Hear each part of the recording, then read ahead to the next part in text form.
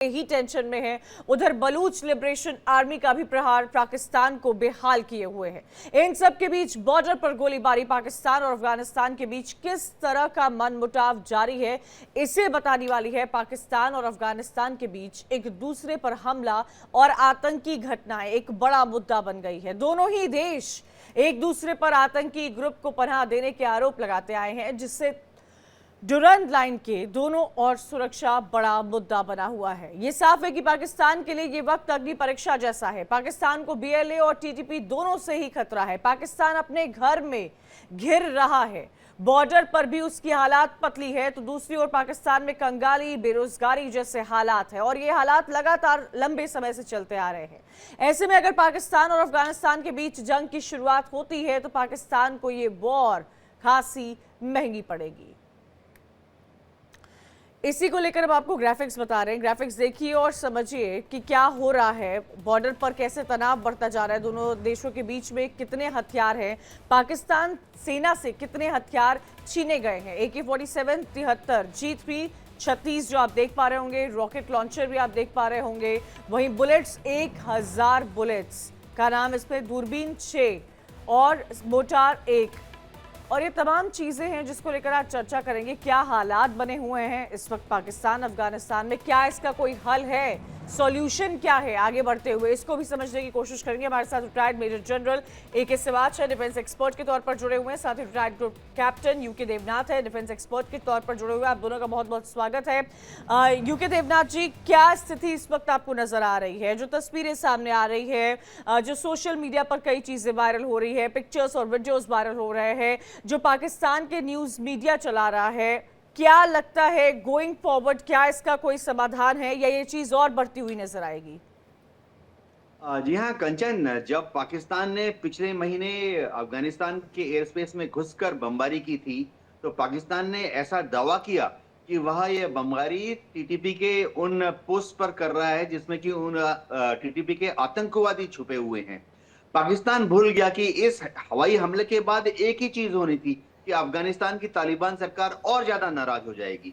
इस air attack के बाद अफगानिस्तान की तालिबान सरकार ने जो थोड़े बहुत राजनीतिक और डिप्लोमेटिक संबंध थे पाकिस्तान के साथ, उनको भी विच्छेद कर दिया है। आज की तारीख में उभय पक्ष एक दूसरे के साथ जीरो कॉन्फिडेंस है। कोई भी उनके जो कॉन्फिडेंस बिल्डिंग मेजर्स थे सब फ्लॉप हो गए हैं। आज की तारीख में तालिबान की सरकार काबुल में रोज सिर्फ यही चीज निर्धारित करती है कि किस तरह से पाकिस्तान के ऊपर ज्यादा दबाव डाला जाए, और उनको मालूम है, वो खुद भी लड़ाके रह चुके हैं। तालिबान जो है वो खुद भी लड़ाके रह चुके हैं। उनको मालूम है कि पाकिस्तान की सरकार अगर एक चीज समझती है वो है हथियारों की भाषा। और पिछले महीने जब ग्राउंड पर स्कर्मिश हुए, सबसे हैरानी की बात यह थी कि अगर पाकिस्तान की एयरफोर्स का इस्तेमाल होता है, इसका एक ही मतलब निकलता है फौजी तौर पर कि पाकिस्तान की आर्मी, उनकी जो रेंजर्स हैं, उनकी जो फ्रंटियर कांस्टेबलरी है, वो जमीन पर पकड़ नहीं रख पा रही है। यानी ये एक्नॉलेजमेंट है कि वो जमीनी युद्ध टीटीपी के लड़ाकों से हार रहे हैं। आज की तारीख में अगर आप खैबर पख्तूनख्वा बलूचिस्तान की तरफ जाएंगे, डुरन लाइन की तरफ जाएंगे, एक बड़ी हैरानी की बात है, पाकिस्तान की फौज की जो कॉन्वॉय जो डेली पेट्रोलिंग करते थे खैबर दर्रे की तरफ, वो पेट्रोलिंग भी उन्होंने रोक दी है, क्योंकि उनको डर है कि अगर वो सुबह सुबह रोड ओपनिंग पार्टी वहां भेजेंगे, पेट्रोलिंग के लिए जाएंगे, तो ऊंची ऊंची पहाड़ियों के ऊपर जो टीटीपी के लड़ाके हैं और उनके सपोर्टर्स हैं, उनके ऊपर फायरिंग करेंगे। और जब तक पाकिस्तान की फौजी काउंटर फायर करते हैं, तब तक ऊंची ऊंची पहाड़ियों के ऊपर जो छुपे हुए टीटीपी के लड़ाके हैं वो इधर उधर तितर बितर हो जाते हैं। तो पाकिस्तान को समझ नहीं आ रहा है कि टीटीपी के इन लड़ाकों से कैसे संभला जाए। एक क्या और चीज किया जो जाए, यही बड़ा सवाल है जो लगातार खड़ा होता नजर आ रहा है। इस बात जी मैं आपसे ये भी समझना चाहूंगी, फ्रॉम एलाइज टू राइवल, ये पूरा जो सफर रहा पाकिस्तान अफगानिस्तान का, एक वक्त हुआ करता था जब इनके रिश्ते बहुत घनिष्ठ थे, वहां से लेकर आज तक जो तस्वीर बदली है और जिस तरह से उनका डिफेंस मैकेनिज्म काम कर रहा है, मैं उस पर चाहूंगी कि आप एक लाइट थ्रो कीजिए। हाँ देखो कंचन, सच्चाई ये है कि जो 5 अगस्त 2021 को तालिबान ने टेक ओवर किया था अफगानिस्तान में और अशरफ गनी की जो गवर्नमेंट गिरा दी थी और अमेरिकन भी वहाँ से चले गए, तो वहाँ जश्न का माहौल था पाकिस्तान में, बहुत खुशी मनाई जा रही थी। और इमरान खान ने तो ये कहा था कि आपने एक प्रकार से जंजीरें तोड़ दी हैं जो कि स्लेवरी की। मगर भारत को मालूम था कि ये जो तालिबान और पाकिस्तान है, ये जो प्यार मोहब्बत है इनकी, ये बहुत ही टेम्परेरी है, क्योंकि इनके बीच में फॉल्ट लाइन बहुत है। और इस फॉल्ट लाइन के कारण इनके रिश्ते कभी ठीक हो ही नहीं सकते। वो तीन फॉल्ट लाइन्स हैं। एक तो जो अफगानिस्तान डूरन लाइन को नहीं मानता, दूसरा जो है वो पश्तून जो हमारी तरफ भी हैं और जो कि पाकिस्तान में भी हैं और जो अफगानिस्तान में भी हैं, वो एक प्रकार से पाकिस्तान में नहीं रहना चाहते। वो रहना चाहते हैं अफगानिस्तान में, ज्वाइन करना चाहते हैं इकट्ठे, और शरिया लॉ लाना चाहते हैं, जो सबसे इम्पोर्टेंट चीज़ है वो पाकिस्तान अलाउ नहीं कर सकता। तो हुआ क्या है कि इनके बीच में जैसे ही तालिबान ने टेक ओवर किया, तो पहले तो जो फेंसिंग करना चाहता था पाकिस्तान डूरन लाइन पे, उसको बंद कर दिया। और रिश्ते इतने ख़राब हो गए कि जो तहरीक तालिबान पाकिस्तान, वो एक प्रकार तालिबान जो अफगानिस्तान है उसके मसेरे भाई हैं, एक कोइन के दो हिस्से हैं। पाकिस्तान ये कहता है कि जो तालिबान पाकिस्तान है उसकी बेसिस हैं वो अफगानिस्तान में, और उसको तालिबान सपोर्ट करता है। और वो ये सोच रहे थे कि जब तालिबान वहाँ पर आएगा तो हमारा और टीटीपी का कोई समझौता करा देगा। वो भी नहीं हुआ, क्योंकि तालिबान ने बोला कि ये हमारा कोई लेना देना नहीं है, आप अपना रिजॉल्व करें, या आपका अंदरूनी मामला है। और ये भी साफ सुथरे शब्दों में बताया कि हमारे पास इनकी बेसी नहीं। तो अब क्या है, इतनी हालात ख़राब हैं कि एक दूसरे तरफ आपस में ये फायरिंग स्टार्ट हो गई। ये इसकी स्टार्टिंग सबसे इम्पोर्टेंट चीज़ क्या हुई, पाकिस्तान ने जो तहरीक तालिबान पाकिस्तान के बेसिस को कह के पाटिका प्रोविंस पे जो एयर स्ट्राइक किया, उसमें कोई टेररिस्ट तो मरा नहीं, मगर उसमें 46 के करीब औरतें और बच्चे मार दी। तो पलटवार तो करना ही था अफगानिस्तान से तालिबान ने। उन्होंने पलटवार किया, इनके 28 पोस्टों पे हमला किया। 18 पोस्टों को के अंदर उन्होंने कम से कम 40 से 50 ये पाकिस्तानी के जवान मारे। ये जो हथियारों का आप दिखा रहे थे, ये हथियार भी वहीं से लूटे। और 8 पोस्ट आज भी पाकिस्तान की अफगानिस्तान के तालिबान के कंट्रोल में। अब ऐसी सिचुएशन है कि एक दूसरे के खून के प्यासे हैं। फायरिंग हो रही है ईस्टर्न बॉर्डर पे भी, और इनके जो कि एक सदर्न बॉर्डर पे जो अफगानिस्तान पे इतनी फायरिंग हो रही है कि कल की खबर है कि उन्होंने मोटर का भी इस्तेमाल किया है, आर्टिलरी का भी इस्तेमाल दोनों तरफ से हो रहा है। और तीसरा सबसे इंपॉर्टेंट चीज क्या है कि जो गुरिल्ला वारफेयर है उसके अंदर तालिबान बहुत माहिर है। और ये अब 4 जगह से हमला हो रहा पाकिस्तान पे। एक तो तहरीक तालिबान पाकिस्तान खैबर पख्तूनख्वा में हमले कर रही है, ऊपर से जो तालिबान है वो बॉर्डर पे हमला कर रहे हैं। और वो जिस प्रकार से एक प्रकार के सटीक हमले कर रहे हैं, तो उसमें बहुत प्रॉब्लम है। तीसरा जो बलूचिस्तान लिबरेशन आर्मी है, वो जो है बलूचिस्तान में बहुत ज्यादा सक्रिय है। और चौथी इंपॉर्टेंट चीज क्या है, इनका गठजोड़।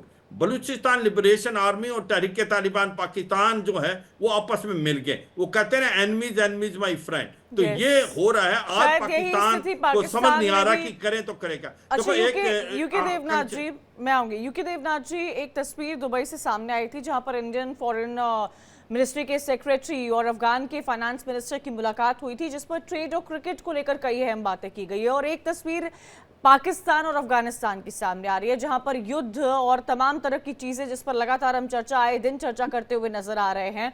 तो सवाल ऐसे में यही उठ रहा है कि पाकिस्तान जो आतंकियों को पनाह देता है वो कितने देशों के साथ अपने रिश्ते खराब करता हुआ नजर आएगा। और पाकिस्तान में चाहे बेरोजगारी हो, चाहे महंगाई हो, पाकिस्तान की अपनी आवाम की जो आवाज है वो हमेशा पाकिस्तान सरकार, पाकिस्तान की आर्मी के खिलाफ कई दफा उठती हुई नजर आई है।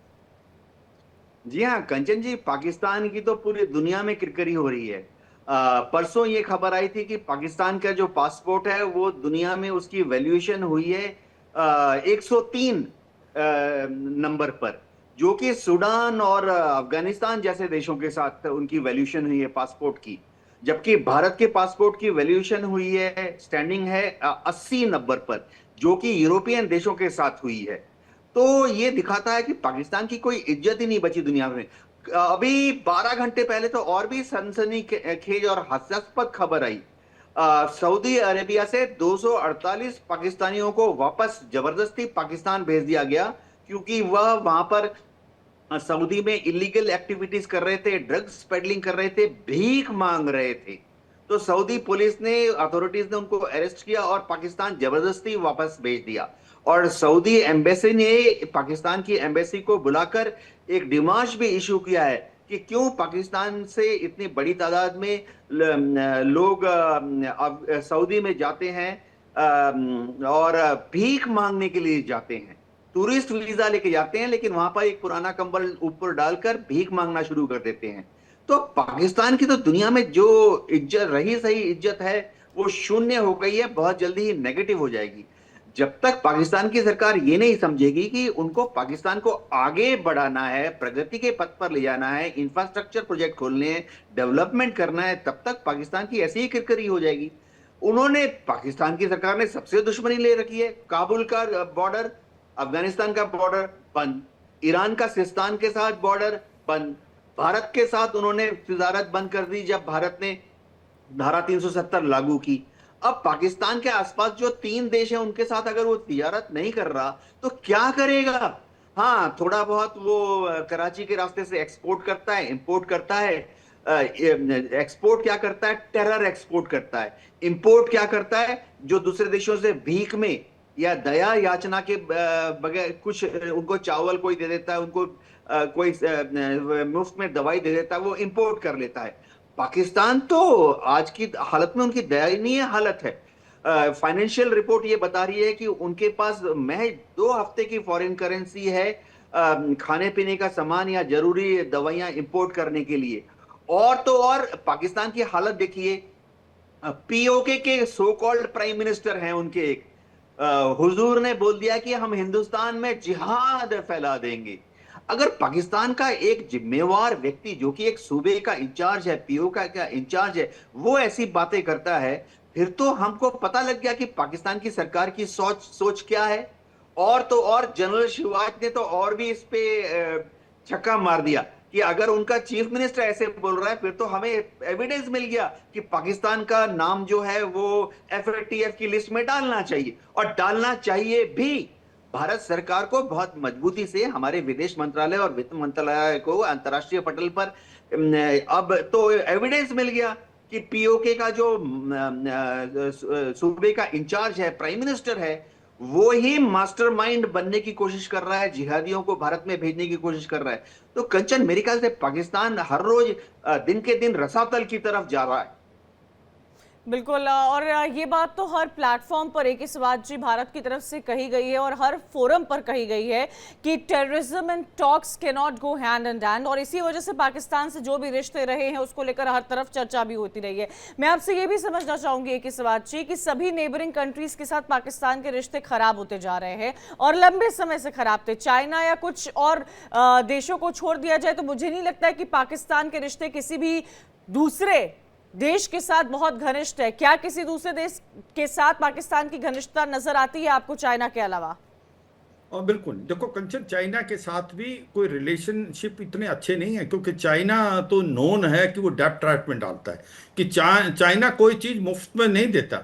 चाइना ने, अगर आप देखें, जब श्रीलंका के अंदर प्रॉब्लम आई थी और वो डिफॉल्ट कर रहा था, तो उसने कहा कि आप पहले फ्री ट्रेड एग्रीमेंट करें तब मैं उसको पैसे दूंगा। मगर उस समय भारत आगे आया था, उसने $4 बिलियन दिए थे। तो चाइना की जो एक प्रकार से अपना फायदा देखता है, वो चाइना पाकिस्तान इकोनॉमिक कॉरिडोर की तरफ देख रहा है, क्योंकि उसको चाहिए वार्म वाटर अरेबियन सी के। वो चाहता है कि ग्वादार से लेके सिंगजांग तक उसको जो सड़क मिल जाए, ऑयल और अपना वो वहां से ला सके। मगर उसको कोई फिक्र नहीं है पाकिस्तान टूटता है तो टूटने दो। अब बात आती है बाकी देशों के साथ। अगर आप देखें, ईरान के साथ इसके रिलेशनशिप बहुत ही अच्छे नहीं हैं। जैसे अल अदील जो कि सुन्नी मिलिटेंट है, उनको ये भेजता है पाकिस्तान से ये ईरान के अंदर। अब जो और रिलेशन सऊदी अरेबिया, यूएई, ये जो मुसलमान देश हैं जो कि आईओसी के हिस्सा थे, at one point of time वो बहुत ज़्यादा मदद करते थे पाकिस्तान की। आज वो इनको बिल्कुल नहीं बुलाना चाहते, क्योंकि एक तो इनके वर्कर जिस प्रकार से ग्रुप कैप्टन साहब बता रहे थे कि वो किस हद तक चले जाते हैं जब वो जाते हैं। दूसरा इंपॉर्टेंट है, वो एक कटोरा लेके आते हैं और पैसे मांगते हैं। क्योंकि सच्चाई यह है कि पाकिस्तान की जो इकोनॉमिक कंडीशन है उसकी हालात बहुत खराब है। 124 बिलियन डॉलर का कर्जा है, जो कि उसके 42% है उसके जीडीपी का। उसकी जो रुपी है एक साल में 77% गिर गया, 300 रुपए एक डॉलर के बराबर है। और सच्चाई यह है कि इनके जो एक्सपोर्ट होते थे टेक्सटाइल इंडस्ट्री, वो बिजली पानी ना मिलने के कारण ठप पड़ी है। इंपोर्ट बढ़ते जा रहे हैं। इन्वेस्टमेंट जो कुछ सऊदी, यूएई और जॉर्डन और टर्की के कुछ कंपनियां आई थी वो छोड़ के भाग गई हैं, क्योंकि यहां पर लॉ एंड ऑर्डर की सिचुएशन ऐसी है। तो पाकिस्तान के पास जो फॉरेन रिजर्व है वो 15 दिन का भी इंपोर्ट नहीं दे सकता, और ऐसे में पॉलिटिकल इंस्टेबिलिटी है। कंचन, ये भी तो देखें कि पॉलिटिकली हालात क्या है। इमरान खान को जेल में बंद कर रखा है कि जो कि पॉपुलर लीडर है, क्योंकि सच्चाई है पाकिस्तान में वही होता है जो पाकिस्तान की फौज करती है। वो कहते हैं ना, हर देश के पास आर्मी है, पर अनफॉर्चुनेटली पाकिस्तान में पाकिस्तान आर्मी के पास देश है। वहां असली पावर जो है वो इस्लामाबाद से नहीं बल्कि जनरल हेडक्वार्टर रावलपिंडी से फ्लो करती है। तो सच्चाई यह है कि पाकिस्तान आज वो गिर गया है। इकोनॉमिक क्राइसिस, पॉलिटिकल इंस्टेबिलिटी, आतंकवाद का बढ़ना और रिश्ते जो हैं अपने पड़ोसियों के साथ बहुत ही खराब हैं। यही नहीं, अमेरिका के साथ देखें कि अमेरिका के लिए टाइम में ये फ्रंट लाइन स्टेट होती थी, इसको बहुत पैसा मिला। क्या किया इसने? जो पिछली बार डोनाल्ड ट्रंप ने बोला था कि पाकिस्तान ने डबल क्रॉस किया है, जो पैसा हमने दिया $400 मिलियन वही उसने तालिबान को दिया जो कि हमारे अगेंस्ट लड़ रहा है। तो ये पाकिस्तान का एक प्रकार से असली चेहरा है। पाकिस्तान आतंकवाद के अलावा और कुछ नहीं दे सकता। और ये बात बिल्कुल ठीक है जो पीओके का जो अभी प्राइम मिनिस्टर थे। किस्वत जी, हर इंटरनेशनल फोरम से यही बात सुनने को मिलती है। यूके देवनाथ जी, अफगानिस्तान लगातार ये बात कहता आ रहा है कि पाकिस्तान जो है मिलिटेंसी को सपोर्ट करता है। इकोनॉमिक अपहेवल वहां देखने को मिल रहा है, पॉलिटिकल क्राइसिस लंबे समय से चल रहा है। इकोनॉमी भी उनका क्राइसिस आज नहीं, लंबे समय से ही चल रहा है। कोई नई बात नहीं है जो सामने आई है कि किसी पॉलिटिकल रीजन की वजह से वहां से इकोनॉमिक क्राइसिस देखने को मिल रहा है। इकोनॉमिक क्राइसिस एक लंबा मुद्दा और कंसर्न पाकिस्तान में हमेशा रहा है, लेकिन इन सब के बीच में मिलिटेंसी, जिसको लेकर हमेशा पाकिस्तान पर सवाल खड़े होते आए हैं, गोइंग फॉरवर्ड इसका इंक्लिनेशन क्या होता नजर आ रहा है? क्या इंटरनेशनल फोरम्स पर यह बात उस तरीके से रखी जाएगी? जी हाँ, पाकिस्तान जो है वो मिलिटेंसी का, आतंकवाद का गढ़ है, ये दुनिया के ज्यादातर देश मानते हैं। दुनिया के काफी देशों में पाकिस्तान की पासपोर्ट की वैल्यू क्यों नहीं है? इसलिए नहीं है क्योंकि आधे देशों को डर है कि पाकिस्तान के पासपोर्ट का इस्तेमाल करके अगर उन्होंने किसी को वीजा दे दिया तो वो उनके देश में जाके क्या करेगा? चोरी करेगा, डकैती करेगा, स्मगलिंग करेगा, हो सकता है टेररिस्ट एक्टिविटीज को भी जन्म दे। हाँ, स्कॉटलैंड यार्ड में अगर आप देखें वो बीच बीच में पिंक स्लिप या सिल्वर स्लिप इशू करते हैं, जिसमें कि दुनिया भर के जितने आतंकी हैं उनको पकड़ने की बात होती है। हैरानी की बात है कि स्कॉटलैंड यार्ड अगर समझिए 100 पिंक स्लिप या सिल्वर स्लिप इशू करता है तो उसमें से ताज्जुब की बात है कि 100 में से 35 नाम, यानी 1/3 जो कल्प्रिट्स होते हैं वो पाकिस्तानी ओरिजिन के हैं, पाकिस्तानी मूल के हैं। ये दर्शाता है कि पाकिस्तान सिर्फ एक ही चीज पैदा कर रहा है अपने यहाँ, दहशतगर्दी, दहशतगर्दी और दहशतगर्दी। पाकिस्तान की एडमिनिस्ट्रेशन कितनी चरमरा गई है अब ये तो हमें कल की खबर से मिल गई कि वहां जो न्यूक्लियर पावर प्लांट्स में जो यूरेनियम की खदानें हैं, वहां जो 16 इंजीनियर्स और न्यूक्लियर वर्कर्स काम कर रहे थे उनको टीटीपी ने हाईजैक कर लिया, बंधक बना लिया। इससे बड़ी हास्यास्पद बात क्या हो सकती है कि एक मुल्क अपने न्यूक्लियर साइंटिस्ट को, जो उनके वर्कर्स हैं, उनको सेफ्टी नहीं दे पा रहा है। ये दिखाता है कि उनकी एडमिनिस्ट्रेशन चरमरा गई है। उनका एक ही तरफ ध्यान लगा है, एक तरफ से टैक्स पेयर्स का पैसा लो और उसको भारत में जिहाद, भारत में आतंकवादी कार्रवाइयां अंजाम देने के लिए खर्चा कर दो। और इस बीच में इस मौके का फायदा उठा के उनके जनरल्स लोग बीच में कुछ पैसा भी बना लेते हैं। जी कंचन, बिल्कुल, और यही सबसे बड़ा सवाल और यही समझ में आता है कि वहाँ के पार्लियामेंटेरियंस पैसा बना रहे हैं, किस्वत जी, सरकार पैसा बना रही है पाकिस्तान की आर्मी पैसे बना रही है, पाकिस्तान के मिलिटेंट्स पैसे बना रहे हैं। जो पैसे नहीं बना पा रहा है वो पाकिस्तान की आवाम है, और मुझे लग रहा है कि ये पाकिस्तान की आवाम भी समझने लगी है, और इसीलिए बलूचिस्तान हो या खैबर पख्तूनख्वा हो, वहाँ पर इसके विरोध में आवाज़ जोर शोर से उठती है। हाँ बिल्कुल, देखो सच्चाई कंचन, देखो अगर आप इंटरनल सिचुएशन देखें तो पाकिस्तान की बहुत हालात खराब हैं। खैबर पख्तूनख्वा के अंदर तारीक तालिबान पाकिस्तान बोल रहा है, बलूचिस्तान में बलूचिस्तान लिबरेशन आर्मी है जो जिसका मार सिंध तक भी है, पंजाब के अंदर भी लोग सड़कों पे हैं, और सबसे इंपॉर्टेंट पीओजे के और गिलगित बाल्टिस्तान जो कि असली में भारत का हिस्सा है, वहां पर मुजफ्फराबाद, मीरपुर, कोटली, झांकड़, ददनियाल, बाग और जो पाकिस्तान वाला पुंछ है, वो लोग सड़कों पर आके खड़े हुए, उन्होंने शटर डाउन और चक्का जाम कर दिया। वो कहते हैं भारत में मिलना चाहते हैं। ये जो पीओके के प्राइम मिनिस्टर आप बोल रहे हैं, ये एक प्रकार से ये इस गवर्नमेंट के ये एजेंट हैं, उनके पास और कुछ तो है नहीं, और इसीलिए मैं कहता हूं कि उसको फाइनेंशियल एक्शन टास्क फोर्स अभी उसको ग्रे लिस्ट में डालनी चाहिए। उन्होंने ओनअप किया कि हम जिहाद करते हैं भारत में। तो सच्चाई यह है कि एक सिविल वार की तरफ जा रहा पाकिस्तान, जिस प्रकार से हालात खराब हैं, और ऐसा लगता है आने वाले समय में इसके 4 हिस्से होंगे, खैबर पख्तूनख्वा, बलूचिस्तान, सिंध और पंजाब, और पीओजे के और गिलगित बाल्टिस्तान भारत के साथ मिलेगा। अगर आप देखें कंचन आज के हालात क्या है, देखो हो क्या रहा है, जो तहरीके तालिबान पाकिस्तान है उसने वार्न कर दिया है कि हम जो मिलिट्री और सिक्योरिटी इंस्टॉलेशन है उनके पीछे जाएंगे, फौज के पीछे जाएंगे। आप इसको बिल्कुल, अगर कोई भी इनके अंदर काम कर रहा है या गवर्नमेंट इसको सपोर्ट करेगी तो हम उसके ऊपर जाएंगे। कल इन्होंने करीब करीब 16 से 18 के जो साइंटिस्ट और वर्कर्स और सुपरवाइजर जो काम कर रहे हैं पाकिस्तान एटॉमिक एनर्जी में, उसको इन्होंने किडनैप कर लिया। अब है क्या, इससे क्या हुआ, अमेरिका को लगा कि जो डर था वो होने वाला है, कि कहीं ना कहीं अगर न्यूक्लियर हथियार इनके आतंकवादियों के हाथ पड़ गए तो वो एक बहुत ही बड़ी कॉज ऑफ कंसर्न है। और ये एक सच्चाई है आज की तारीख में। अमेरिका जानता है कि सबसे बड़ी प्रॉब्लम है कि ये जो छोटे छोटे पाव वाले न्यूक्लियर वेपन ये बोलते हैं, जिसको टैक्टिकल न्यूक्लियर वेपन, ऐसे कहीं गलती से भी आतंकवादियों के हाथ पड़ गए तो वो ब्लैकमेल करेंगे गवर्नमेंट को, तो बहुत बड़ी प्रॉब्लम। पॉलिटिकल इंस्टेबिलिटी जो है एक बहुत बड़ा रीजन बनती हुई नजर आ रही है इन हालातों का जो इस वक्त हम देख रहे हैं। बहुत बहुत शुक्रिया के सिवाज जी आपका, यूके देवनाथ जी